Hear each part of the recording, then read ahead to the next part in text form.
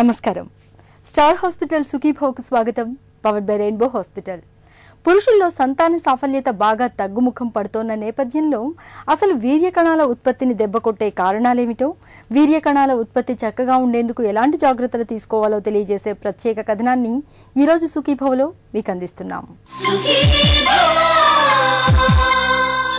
నేటి ఆధునిక జీవనశైలి పురుషత్వానికి పిడుగుపాటులా పరిణమిస్తోంది. నిత్యం అంతులేని ఒత్తిళ్లు, ఆందోళనలు, నిస్సారమైన ఆహారం, కాలుష్యంతో తప్పని సహవాసం, పొగ, మద్యం వంటి వ్యసనాలు, బద్ధకపు జీవనశైలి, నిద్రలేమి ఇవన్నీ ఇవాళ వీర్యకణాల్ని నిర్వీర్యం చేస్తున్నాయి. అంతిమంగా పురుషులకు సంతాన రాహిత్యాన్ని శాపంగా అంటగడుతున్నాయి. ఆధునిక జీవనశైలి మూలంగా పురుషుల్లో సంతాన సాఫల్యత ఎలా తగ్గుముఖం పడుతుందో, వీర్యకణాల ఉత్పత్తిని చక్కగా ఉంచుకునేందుకు ఏం చేయాలో ఇప్పుడు తెలుసుకుందాం.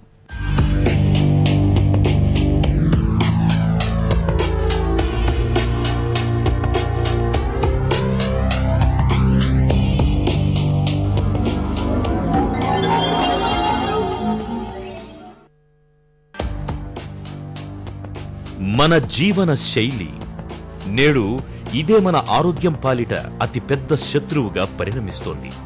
తినే ఆహారం, చేసే వ్యాయామం, రోజువారీ ఒత్తిళ్లు, రాత్రిపూట నిద్ర ఇవన్నీ గజిబిజిగా మారడంతో మన ఆరోగ్యం జబ్బుల సాలెగూటిలో చిక్కుకుపోతోంది. స్థూలకాయం, మధుమేహం, హై బీపీ, గుండె జబ్బులు, డిప్రెషన్ ఇలా నేడు జీవనశైలి జబ్బుల చిట్టా క్రమంగా పెరిగిపోతోంది. తాజాగా ఈ చిట్టాలోకి మగవారిలో కనిపించే వీర్యకణ లోపాల సమస్య కూడా వచ్చి చేరింది. డాక్టర్ గారు, నాకు 2 సంవత్సరాలైంది పెళ్ళయి, ఇంతవరకు పిల్లలు కాలేదండి.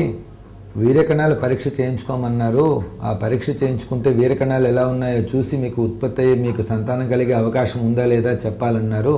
సో మనకు తెలియకుండానే ప్రకృతేతర కారణాలు అంటే ఎన్విరాన్మెంటల్ ఫ్యాక్టర్స్ అనేటివి చాలా మటుకు మన మీద ప్లే చేస్తూ ఉంటాయి. దానివల్ల కూడా ఈ వీర్యకణాల ప్రొడక్షన్ అనేది డిఫెక్ట్ అయ్యే అవకాశం ఉంటుంది. ఒక్కోసారి మార్పిడి అయ్యే అవకాశం ఉంటుంది.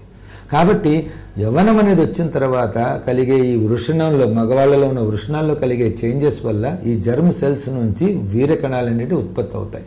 ఈ ఉత్పత్తి అయ్యే ప్రక్రియలో ఈ ఎన్విరాన్మెంటల్ ఫ్యాక్టర్స్ అంటే ప్రకృతి నుంచి వచ్చే ఫ్యాక్టర్స్, డైట్లో కానీ పొల్యూషన్లో కానీ ఇంకేదన్నా కావచ్చు, అలాంటి ఫ్యాక్టర్స్ వచ్చినప్పుడు ఈ స్పెర్మ్ ప్రొడక్షన్ అంటే ఈ వీర్యకణాల ప్రొడక్షన్ కూడా ఇన్ఫ్లుయెన్స్ అయ్యి అది మరుగున పడిగే అవకాశం లేకపోతే తగ్గిపోయే అవకాశం ఉండనే ఉంటుంది. కాబట్టి ఒక మనిషిని మాత్రమే చెక్ చేసి, ఆయన వీర్యకణాలు మాత్రమే చెక్ చేసి దానికి మాత్రమే ట్రీట్మెంట్ ఇచ్చే ముందు ఒకసారి ఇలాంటి ఎన్విరాన్మెంటల్ ఫ్యాక్టర్స్ ఆయన మీద ఏమన్నా పని చేస్తున్నాయా అనేది కూడా మనం చూడాల్సిన అవసరం ఉంటుంది. కాబట్టి ఆ మనిషిని ఎగ్జామినేషన్ ముందు తను ఎలాంటి పని చేస్తున్నారు, ఎలాంటి జీవితం జీవిస్తున్నారు, ఎలాంటి దురవాట్లు ఉన్నాయి, ఇవన్నీ మనం తెలుసుకున్న తర్వాతనే మిగతా విషయంలోకి వెళ్ళడం అనేది మంచిది. కాబట్టి ఈ వీర్యకణాల ఉత్పత్తి సంబంధించి మనం పరీక్షలు చేసే ముందు ఇలాంటి ఎన్విరాన్మెంటల్ ఫ్యాక్టర్స్ ఈ మనిషిలో ఏమన్నా ఉన్నాయా, ఎలా ప్లే చేస్తున్నాయా అని తెలుసుకోవాల్సిన అవసరం ఎంతైనా ఉంటుంది. మనమేంటో మన అలవాట్లే చెబుతాయి. నిజమే, మన ఆరోగ్యానికి కూడా ఇదే సూత్రం వర్తిస్తుంది. ఆధునిక జీవన శైలిలో ధూమపానం, మద్యపానం అన్నవి ప్రతి ఒక్కరిని చుట్టుముడుతున్నాయి. మిత్రుల సాంగత్యం వల్లనో, ఫంక్షన్లనో, పార్టీలనో, సినిమాల కారణంగానో, ఒత్తిళ్ల కారణంగానో ఎలాగోలా యవ్వన ప్రాయంలోనే ఈ మద్యపానం, ధూమపానం అలవాట్లు చాప కింద నీరులా అలవడుతున్నాయి. ఇవి యువకుల్లో వీర్యకణాల ఉత్పత్తిని దెబ్బతీస్తాయని చెబుతున్నారు వైద్యులు. వీర్యకణాలు ప్రొడక్షన్ అవ్వాలి అంటే ఒక మనిషి ఆరోగ్యం అనేది చాలా సక్రమంగా ఉండాల్సిన అవసరం ఉంది.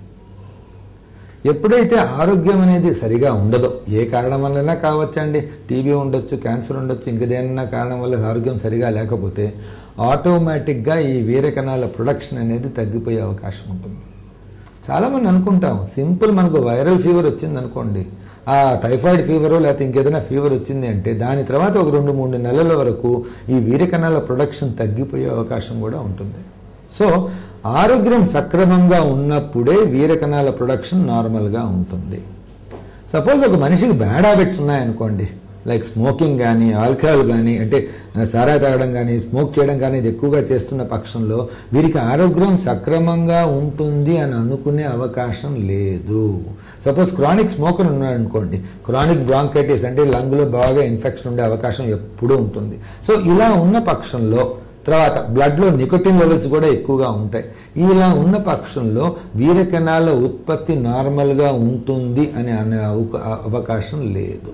కాబట్టి any bad habits like smoking కానీ, ఆల్కహాల్ ఇంటేక్ కానీ, డ్రగ్స్ ఇంటేక్ కానీ ఇలాంటివి చేసిన పక్షంలో నార్మల్సీ అనేది మన మనిషిలో ఉండదు. కాబట్టి బ్రెయిన్ మీద ఫంక్షనింగ్ ఎఫెక్ట్ ఉంటుంది. కాబట్టి దాని నుంచి వచ్చే హార్మోన్స్ కూడా రిలీజ్ అయ్యే అవకాశం తక్కువగా ఉంటుంది. కాబట్టి వీర్యకణాల ప్రొడక్షన్ అనేది కొద్దిగా మార్పులు జరుగుతుంది. కౌంట్ తక్కువ అవ్వచ్చు, కదలిక అనేది ఇంకా తక్కువ అయ్యే అవకాశం ఉంటుంది. కాబట్టి బ్యాడ్ హ్యాబిట్స్ ఉన్నప్పుడు వీర్యకణాల ఉత్పత్తి దాని తర్వాత వీర్యకణాలు ఉన్న క్వాలిటీ అనేది బాగా తగ్గిపోయే అవకాశం ఉంటుంది. బట్ వన్ థింగ్, ఇవి మానేసిన పక్షంలో అవి మళ్ళా రికవర్ అయ్యే అవకాశం ఎంతైనా ఉంటుంది. పొగ తాగడం, మద్యపానం ఆరోగ్యాన్ని గుల్ల చేసే ఈ వ్యసనాల మూలంగా వీర్యకణాల ఉత్పత్తి కూడా తగ్గుతుంది. ఇందులో సందేహం లేదు.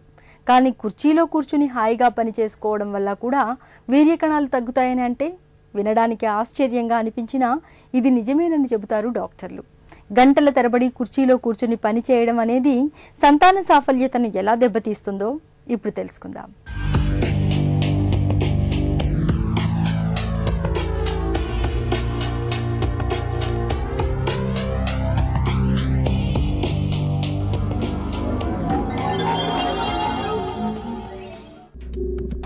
ఒత్తిడి, ఆందోళన, ఈ రెండు ఉపద్రవాలు లేని జీవితాన్ని ఊహించడం కూడా కష్టంగా తయారయ్యింది నేటి జీవన శైలిలో. ఉదయం నిద్రలేచిన దగ్గర నుంచే మొదలవుతుంది పరుగు పందెం.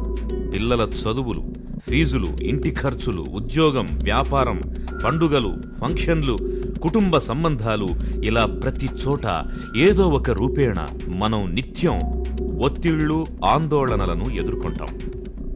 ఈ ఒత్తిళ్లు, ఆందోళనలు మన ఆరోగ్యం మీద, తద్వారా సంతాన సాఫల్యత అవకాశాల మీద కూడా ప్రభావాన్ని చూపిస్తున్నాయి. టెన్షను, స్ట్రెస్ ఈ రెండు చాలా కామన్ వర్డ్స్ కదండి ఈ ప్రపంచంలో ఇప్పుడు, ఎస్పెషలీ అర్బన్ సిచ్యువేషన్లో, సిటీ లైఫ్లో ఈ టెన్షన్ అనడం, స్ట్రెస్గా ఉన్నాను అని అనడం అనేది చాలా కామన్ పదాలు. ఈ రెండు ఎంతవరకు మన వీర్యకణాల ఉత్పత్తిని ప్రభావితం చేస్తాయి అని అడిగారంటే మాత్రం తప్పకుండా ప్రభావితం చేస్తాయండి. ఒక కాలంలో ఒక మంచి స్టడీ ఉంది డెన్మార్క్లో. ఏమని, ఒక 120-175 మంది అర్బన్ పీపుల్ని, 175 మంది రూరల్ పీపుల్ అంటే పల్లెటూరులో ఉన్న వాళ్ళని, వ్యవసాయం చేసుకొని బతుకుతున్నారు వాళ్ళని, ఇద్దరి మధ్యలో సెమెన్ టెస్ట్ అనేది ఎలా ఉంటుంది అనేది చేసి చూస్తే అర్బన్ లైఫ్లో ఉండి ఈ టెన్షన్, స్ట్రెస్కి ఎక్కువగా ఎక్స్పోజ్ అయ్యే వాళ్ళలో కౌంట్ అనేది బాగా తక్కువగా ఉంది. అదే రూరల్ పబ్లిక్లో ఎక్కువగా ఉంది. అంటే ఏమని అర్థం, ఈ tension and stress where we burn our cells, అంటే మనమే లోపల బర్న్ అయిపోతూ ఉంటాం అనమాట ఈ టెన్షన్ల వల్ల. ఇటువంటి వాటిల్లో ఏమవుతుందంటే హార్మోనల్ చేంజెస్ అనేది జరుగుతాయి బాడీలో. బ్రెయిన్లో ఉన్న హార్మోన్స్ రిలీజ్ అయ్యే ప్రక్రియ, రిలీజ్ అయ్యే విధానం అనేది మార్పు వచ్చి ఆ విధంగా స్పెర్మ్ ప్రొడక్షన్ కూడా తగ్గిపోయే అవకాశం ఉంటుంది. సో ఈ స్పెర్మ్ ప్రొడక్షన్కి, టెన్షన్కి, స్ట్రెస్కి చాలా చాలా చాలా క్లోజ్ లింక్ ఉంటుంది. దాన్ని ఎస్టాబ్లిష్ చేయడం కష్టం. అంటే టెన్షన్ అంటే ఏమిటి, స్ట్రెస్ అంటే ఏమిటి అంటే దానికి డెఫినేషన్ అంటూ లేదు. ప్రతి మనిషికి ఒకటికి టెన్షన్ అయింది, ఇంకోటికి టెన్షన్ కాకపోవచ్చు, ఒకటికి స్ట్రెస్ అయింది, ఇంకోటికి స్ట్రెస్ కాకపోవచ్చు. కాబట్టి ఇట్ ఈస్ ఒక విధానం, అది ఒక ఆలోచన మాత్రమే. సో ఎక్కువ స్ట్రెస్లో ఉన్నవాళ్ళు, ఎక్కువ టెన్షన్లో ఉన్న వాళ్ళలో డెఫినెట్గా స్పెర్మ్ ప్రొడక్షన్లో డిఫరెన్స్ వచ్చే అవకాశం ఉంటుంది. మనం తినే ఆహారం, మనం వేసుకునే దుస్తులు, మనం చేసే వ్యాయామం, మనం మింగే మందులు, ఇవన్నీ కూడా వీర్యకణాల ఉత్పత్తి, కదలికల మీద ప్రభావం చూపిస్తాయని చెబుతున్నారు డాక్టర్లు. ప్రస్తుతం మనం తింటున్న ఆహారాన్ని విషతుల్యం చేస్తున్న రసాయనాలు, నేటి ఫ్యాషన్ ట్రెండ్గా పిలుచుకునే టైట్ జీన్స్, జిమ్లో కండలు పెంచుకోవడానికి వాడే టాబ్లెట్లు, డాక్టర్ సలహా లేకుండానే మెడికల్ షాపుల్లో సొంతంగా తెచ్చుకొని వాడే మందులు, ఇవన్నీ కలగలిసి మగవారిలో వీర్యకణాల లోపాల్ని తెచ్చిపెడుతున్నాయని చెబుతున్నారు డాక్టర్. ఎలాంటి మందులు వాడాలో తెలియకుండా మనంతటికి మనే మందులు వాడిన దానివల్ల కొన్ని నష్టాలు వచ్చే అవకాశం ఉంటుంది. చాలా మటుకు జరుగుతూ ఉంటుంది. తెలియకుండానే కొన్ని మందులు వాడుతూ ఉంటాం. ఎస్పెషలీ మనకు తెలియదు ఈ మందు వల్ల కొన్ని సైడ్ ఎఫెక్ట్స్ ఉండొచ్చు అని మనం తెలియకుండానే వాడేస్తూ ఉంటాం. దానివల్ల ఈ విధంగా వీర్యకణాల ప్రొడక్షన్ కూడా ప్రభావితమయ్యే అవకాశం ఉంటుంది. ఈ మధ్య కొత్తగా జిమ్స్ అన్ని స్టార్ట్ అయినాయి. బాడీ బిల్డింగ్ అనేది చాలా ఎక్కువగా చేస్తారు. అక్కడ చాలా మంది ఇచ్చేస్తూ ఉంటారు, మీకు మజిల్స్ బాగా పెరుగుతాయండి, ఈ మందులు వాడండి అని చెప్పేసి. చాలా మంది కుర్రకారు తెలియకుండా ఈ మందులు వాడేస్తూ ఉంటారు. వాటిలో అనబాలిక్ స్టీరాయిడ్స్ అనే మందులు ఉంటాయి. దానివల్ల నిజమే అందరూ సల్మాన్ ఖాన్లు, షారుఖ్ ఖాన్లు అయిపోతారు. కానీ ఇలాంటి అనబాలిక్ స్టీరాయిడ్లు వాడిన దానివల్ల స్పర్మ్ ప్రొడక్షన్ అనేది తగ్గిపోయే అవకాశం ఉంటుంది. సో మనకు తెలియకుండా మనం ఎందుకు వాడుతున్నాం తెలియాలి, ఆ మందు ఏమిటి అనేది తెలియాలి, దానివల్ల వచ్చే సైడ్ ఎఫెక్ట్స్ ఏముండొచ్చు అనేది తెలియకుండా ఈ మందులు వాడడం అనేది మంచిది కాదు.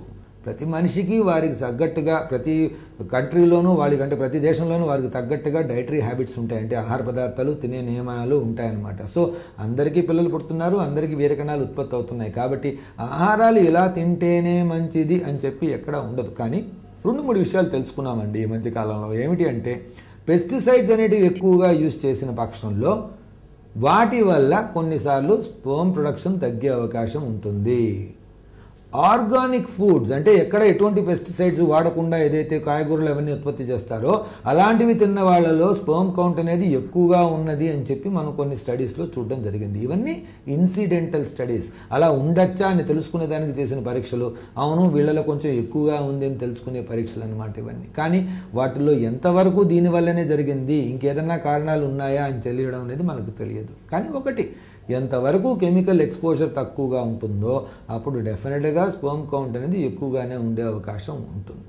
కాబట్టి పెస్టిసైడ్స్, కెమికల్స్ ఎక్సెట్రా ఇవన్నీ ఏంటంటే ఇవి ఈ ఫుడ్స్లో ఎప్పుడన్నా వచ్చిన పక్షంలో, ఎస్పెషల్లీ ఇంకొకటి ప్యాకేజ్డ్ ఫుడ్స్ అంటారు కొంతమంది.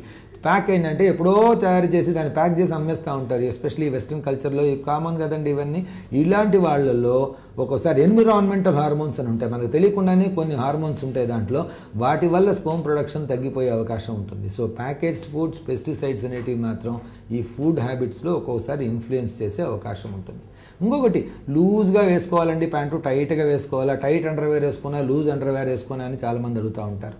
దానికి రిలవెన్స్ అంటే ఇలానే ఉండండి అని చెప్పడం చాలా కష్టం. ఒక్కోసారి ఏమిటి అంటే వెరీ టైట్ ప్యాంట్స్ కానీ వెరీ టైట్ అండర్వేర్ వేసుకున్నప్పుడు అక్కడ టెంపరేచర్ పెరిగి ఒక్కొక్కసారి స్పర్మ్ ప్రొడక్షన్ తగ్గచ్చు అని అనుకునే అవకాశం ఉంటుంది. దానికి ఒక రూల్ లేకపోయినా కానీ అవాయిడ్, అంటే మరీ టైట్ ఉండే ఫిట్టింగ్స్ని అవాయిడ్ చేయడం మంచిది. పురుషుల్లో వీర్యకణాల ఉత్పత్తికి గండి కొడుతోన్న వాటిని ఎలా ఎదుర్కోవాలి, సంతాన సాఫల్యతను చక్కగా ఉంచుకునేందుకు జీవనశైలి, ఆహార, వ్యాయామాల విషయాల్లో ఎలాంటి జాగ్రత్తలు తీసుకోవాలి, వీర్యకణాల సంఖ్య తక్కువగా ఉన్నప్పుడు ఎలాంటి చికిత్స అవసరమవుతుంది మొదలైన వివరాల గురించి ఇప్పుడు చూద్దాం.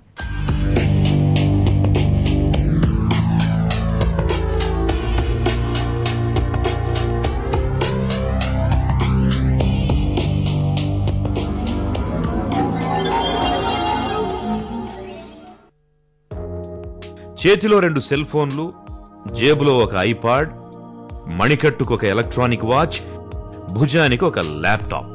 నేటి హైటెక్ జీవన శైలిలో ఎలక్ట్రానిక్ వస్తువుల సాంగత్యం లేకుండా జీవించడం కష్టంగా తయారవుతోందా అంటే నిజమేననిపిస్తోంది.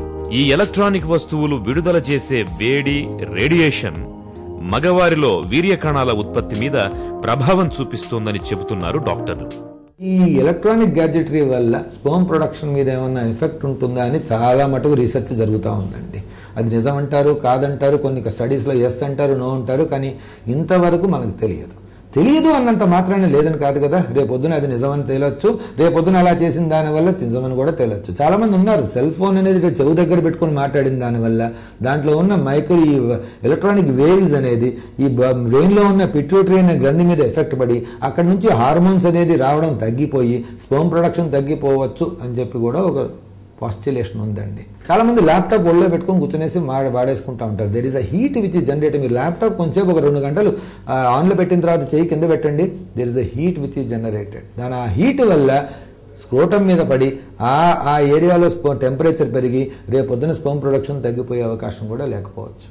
కాబట్టి ఇవన్నీ ప్రస్తుతానికి ఈ 10 ఏళ్లలో మనకు అందుబాటులో వచ్చాయి. కాబట్టి ఇవన్నీ ఎంతవరకు మనకి ఇన్ఫ్లుయెన్స్ చేస్తాయి, ఎంతవరకు మన వల్ల మన స్పర్మ్ కౌంట్ మీద ఇన్ఫ్లుయెన్స్ అవుతుంది అనేది మాత్రం ఫ్యూచర్ ఇంకా కొన్ని ఏళ్ళైన తర్వాతనే ఏ విషయం బయటపడుతుంది. ఉద్యోగం పురుష లక్షణం అని నానుడి. నిజమే. అయితే నేటి ఉద్యోగాలు పురుషత్వానికే సవాల్ విసురుతున్నాయి. గంటల కొద్దీ కుర్చీలకు అతుక్కుపోయి చేసే ఉద్యోగాలు, ఆ ఉద్యోగాల్లో అనుక్షణం వెంటాడే ఒత్తిళ్లు, ఆందోళనలు, వాటి ఫలితంగా నిద్రలేమి, డిప్రెషన్ లాంటి సమస్యలు, ఒక పద్ధతి భద్రత అంటూ లేని ఇలాంటి ఉద్యోగాల పుణ్యమా అని ఆలస్యంగా పెళ్లిళ్లు చేసుకోవడం లాంటి విపత్కర పరిస్థితుల ఫలితంగా పురుషుల్లో సంతాన సాఫల్యత అవకాశాలు క్రమంగా దెబ్బతింటున్నాయి.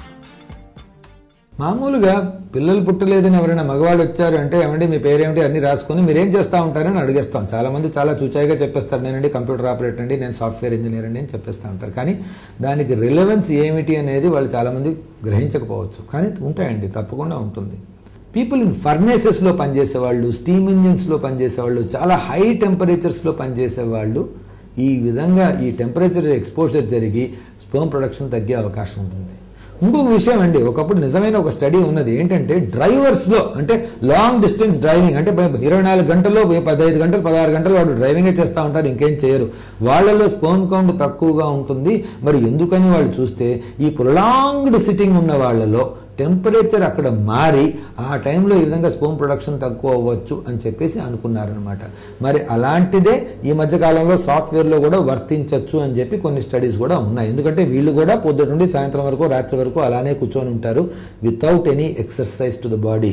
వీళ్ళలో స్పెర్మ్ కౌంట్ తగ్గే అవకాశం ఉంటుందని చెప్పారు. కాబట్టి high temperature Jones, sedentary life without any exercise, physical exercise అనేది లేకుండా ఒక మూల కూర్చొని ఒకటే ఆలోచనలో సిట్టింగ్ పాస్చర్లోనే కంటిన్యూగా పనిచేసే వాళ్ళలో తప్పకుండా స్పెర్మ్ కౌంట్ తక్కువ ఉంటుంది అని చెప్పి రూఢిగా కొన్ని స్టడీస్లో తెలిసింది. కానీ ఎందుకు స్పెసిఫిక్గా ఏ కారణం వల్ల జరుగుతుంది ఇంకా రూఢి కాలేదు.